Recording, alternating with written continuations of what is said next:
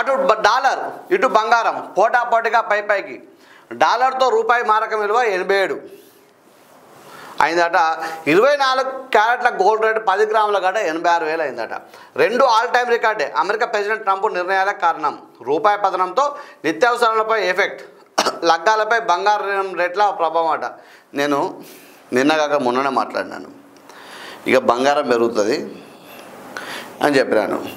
దానిలో భాగంగా ఇక్కడ ఏమైనా రాసినట్టు 10 గ్రాములకు 86,000 రూపాయలు అయిందట.